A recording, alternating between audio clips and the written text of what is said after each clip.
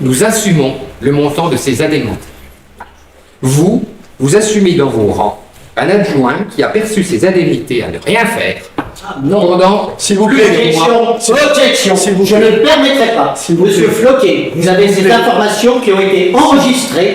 À l'époque, j'étais officier de police judiciaire et on pourrait vous engager dans une procédure judiciaire. Je ne permettrai pas ce genre de propos. Merci. Un peu de tenue. Non. S'il vous plaît. qui a perçu ses indemnités, je redis, à ne rien faire pendant plusieurs mois, dont acte. Il y en a beaucoup autour de la table. Il faut pas. Je ne me suis pas permis de vous couper, monsieur Chopinet. Apprenez aussi ça. La politesse, ça commence par le pas, s'il vous plaît. Chacun, donc, je disais, a ses notions de l'éthique et de la transparence. Le commentaire sur les indemnités s'arrête là. Donc en guise de conclusion, Est-ce que je puis prendre la parole? Non. Il y a un règlement, le règlement est clair. Vous avez posé vos questions. Ce règlement, il a toujours Sans été débat, diffusé. s'il vous plaît. Il existe encore, vous le garderez, et vous verrez le prochain coup. Vous poserez vos questions par écrit. Merci. En conclusion, mesdames, messieurs, être maire, ce n'est pas chercher le conflit, c'est faire avancer les dossiers et notre ville, dans l'intérêt des Vitellois. Depuis le début. Donc, comme je le pense très sincèrement, être élu d'opposition est indispensable pour une démocratie, comme on l'a dit. Contrôler, questionner, proposer, parfois s'opposer, c'est tout à fait normal, et c'est un principe démocratique que je respecte profondément. Mais il existe une limite que nous ne devrions jamais franchir, celle qui consiste à fragiliser le travail des agents municipaux, à diffuser des informations incomplètes, comme l'a pu le dire ma collègue Madame Jacquez, ou à perturber des projets avant même qu'ils n'aient été finalisés. Ces dernières semaines, plusieurs prises de position de l'opposition ont malheureusement contribué à installer un climat de polémique permanente. Parfois au détriment des faits, mais surtout au détriment du travail des services municipaux. Les premiers à subir ces polémiques ne sont en effet pas les élus, ce sont bien les agents municipaux. Des femmes et des hommes dont on a déjà parlé, qui travaillent chaque jour pour les Tellois et les Telloises, avec professionnalisme et engagement, et qui ne devraient jamais, encore une fois, devenir les victimes d'affrontements politiques. Critiquer les élus, c'est une chose, mettre en cause les agents, ceci est. Pour conclure, je ne serai pas plus long, je souhaiterais faire passer juste un simple message. J'y vois aucun inconvénient à ce que vous continuiez à nous interpeller ou à questionner nos décisions, c'est bien votre rôle. Continuez même à nous contredire en ce que vous l'estimez nécessaire, respectez le secret qui vous incombe en commission, et par-dessus tout, respectez le travail des agents municipaux. Les Vitellois et les Vitelloises attendent de leurs élus, certes, des explications que nous leur donnerons toujours, des projets et des résultats, et certainement pas une succession de polémiques. Gouverner, c'est agir, tendre la main, dans l'intérêt général et pour le bien commun. Je vous remercie. Merci David. Merci. Non. S'il vous plaît. Non. Contredire qu'on pouvait. Non. C'est moi qui donne la parole. J'ai le pouvoir de police. Vous poserez une question lors de la prochaine. Merci. En cause. Non, il n'y a pas de mise en cause. Non. Bien sûr que si. Arrêtez de polémiquer. Je souhaiterais juste répondre sur les agents. Non. S'il vous plaît. Nous n'avons jamais dit ça. S'il vous plaît. Sylvie. Nous n'avons jamais dit ça. J'ai la police de l'Assemblée. Même à Vous poserez l'Assemblée, une ils ont un question. droit de retour de quelques secondes. Non. Même à l'Assemblée nationale. Vous regarderez comment c'est fait le règlement intérieur. Vous posez votre question. Assis selon M. Perry. Mais c'est vous qui me parlez de ça. Laissez tomber là. La loyauté ici. On passe à Madame Vincent, s'il vous plaît. Madame Vincent. Merci, Monsieur le maire. Question diverse sur la publication des indemnités.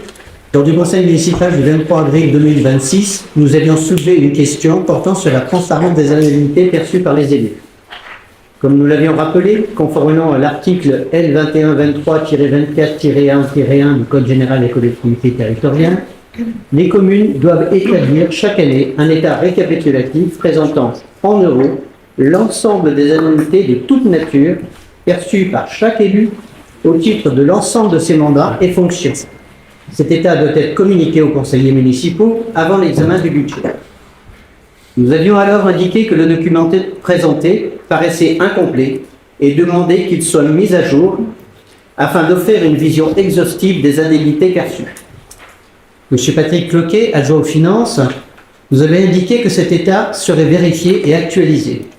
Monsieur le maire avait quant à lui précisé que ces informations pouvaient être consultées sur les sites internet d'autres collectivités. Encore faut-il connaître l'ensemble des mandats exercés par les élus concernés.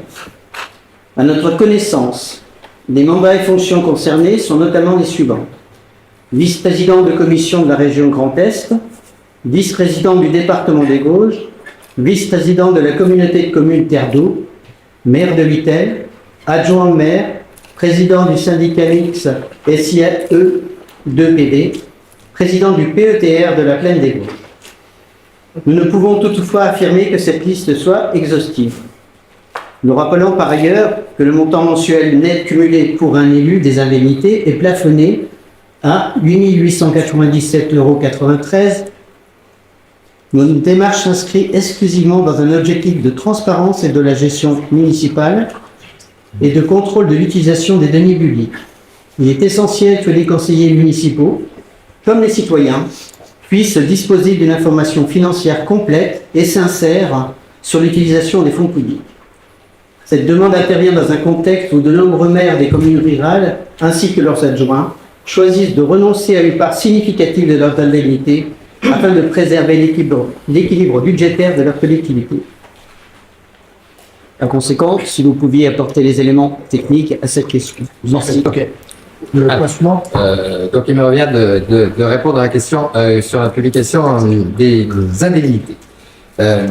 Alors juste quelques précisions déjà. Effectivement, lors de la discussion que nous avons déjà évoquée de nombreuses fois, les indemnités, effectivement, il y avait un état récapitulatif qui ne mentionnait que les indemnités perçues au titre de la ville de Vittel. C'était effectivement incomplet. Nous avons complété, effectivement, avec l'ensemble des indemnités perçues par l'ensemble des personnes ici autour de la table, qui donc figurent sur l'état qui est dans l'état budgétaire, qui d'ailleurs est public depuis plus de 2 mois sur le site de la ville. Hein. Il suffit d'aller dans l'annexe budgétaire, comme c'est légalement prévu, puisque c'est été rectifié aussitôt. Petite précision, parce qu'il y a une petite erreur dans tout ça, vous citez un certain nombre de mandats, aucun sujet là-dessus, d'ailleurs certains sont pas justes, mais c'est pas le sujet. Simplement, c'est que la loi nous oblige à une publication des indemnités de l'année N-1. Donc, ce qui est actuellement sur le site de la ville correspond au mandat antérieur de l'année N-1. Et évidemment, il faudra avoir un peu de patience pour l'année 26, et par exemple, président du PETR, parce que ça ne figurera pas de fait sur l'annexe budgétaire actuelle, puisqu'elle ne figurera que sur l'annexe budgétaire de l'année 2026, qui sera publiée en 2027. Ça, c'est pour la précision. Sur le fond, et vous nous conseillez de vérifier que le cumul net des indemnités est plafonné à 8 897. Ne vous inquiétez pas, déjà on connaît l'information. C'est une chose, ça nous l'a rappelé, et on est loin de ces montants-là. Par ailleurs, on essaye simplement de se soumettre aux obligations légales, de respecter bien sûr la transparence, et comme je vous le disais, tous ces chiffres ont été mis en ligne aussitôt que ça nous a été fait remarquer.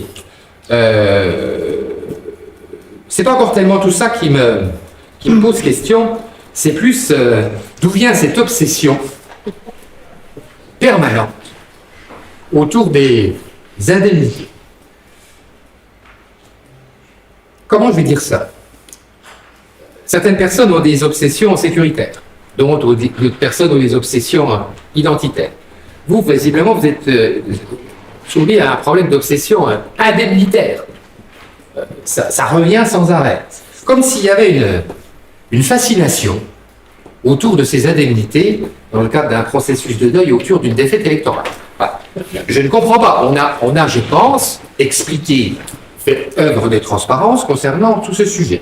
Et qui, peut-être, à en décevoir certains ou en étonner d'autres, personnellement, comme monsieur le maire, puisque c'est surtout ces 2 personnes qui sont visées, on assume totalement, on l'a toujours assumé, il n'y a pas de difficulté. C'est des indemnités qui sont légales, qui sont, comme je le disais tout à l'heure, où je rappelais par rapport au montant cumulé bien inférieur d'ailleurs au plafond des différentes collectivités, mais enfin ça, peu importe, c'est pas le sujet. Ça correspond d'ailleurs à des indemnités, on l'a déjà expliqué de nombreuses fois, concernant à nos mandats respectifs par rapport à nos vies professionnelles, par nos vies personnelles, les frais, etc. Je vous rappelle, comme on l'a déjà dit, que nous ne bénéficions pas de remboursement de frais concernant ces différentes activités, mais c'est notre point de vue. Et vous revenez sans arrêt sur ce sujet-là, que ce soit en conseil municipal, que ce soit par des publications d'ailleurs pour certains avec des informations erronées. Donc, bref, passons. Toujours est-il que j'ai quand même, c'est ça mon interrogation. Nous assumons le montant de ces indemnités. Vous assumez dans vos rangs un adjoint qui a perçu ses indemnités à ne rien faire pendant S'il vous plaît, Objection, S'il vous je plaît. ne permettrai pas. S'il vous Monsieur plaît. Floquet, vous avez S'il vous ces plaît. informations qui ont été enregistrées. S'il vous plaît. À l'époque, j'étais officier de S'il police vous plaît. judiciaire et on pourrait vous engager dans une ben, procédure faites- judiciaire. faites- Je ne faites- permettrai pas ce genre S'il de vous propos. plaît. S'il vous Merci. plaît. Un peu de tenue. Non. S'il vous plaît. qui a perçu ses indemnités, je redis, à ne rien faire pendant plusieurs mois, dont acte. Il y en a beaucoup autour de la table. Il faut pas Je ne me suis pas permis de vous couper, monsieur Chopinet, apprenez aussi ça. La politesse, ça commence par le pas, s'il vous plaît.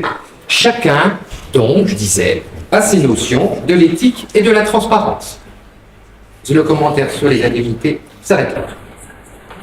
Donc en liste de conclusion, ouais. Est-ce que je puis prendre la parole? Non. Il y a un règlement, le règlement est clair. Vous avez posé vos questions. Ce règlement a toujours Sans été débat, diffusé. s'il vous plaît. Il existe encore, vous le garderez, et vous verrez le prochain tour. Vous poserez vos questions par écrit. Merci. En conclusion, mesdames, messieurs, être maire, ce n'est pas chercher le conflit, c'est faire avancer les dossiers et notre ville, dans l'intérêt des Vitellois.